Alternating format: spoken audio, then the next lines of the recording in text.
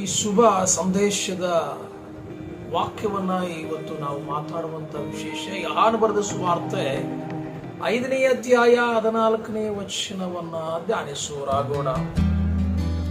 ನಿನಗೆ ಸ್ವಸ್ಥತೆಯಾಗಿದೆ ಯಾಯಿತಲ್ಲ, ಇನ್ನು ಮೇಲೆ ಪಾಪ ಮಾಡಬೇಡ, ನಿನಗೆ ಹೆಚ್ಚಿನ ಕೀಡು ಬಂದಿತ್ತು ಅಂದನು.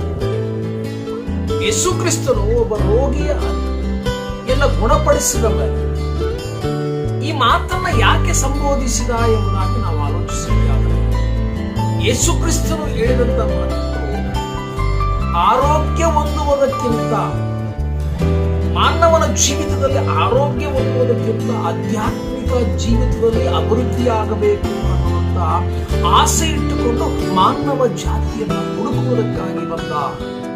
ಹಾಗಾಗಿ ಅದನ್ನು ನಾವು ಆಲೋಚಿಸಬೇಕು. ಅನಾರೋಗ್ಯದಲ್ಲಿ ಗುಣವಾಗುವ ವ್ಯಕ್ತಿಯ ಸಂಗಡ ಮಾತಾಡ್ತಾ ಇದ್ದೇನೆ.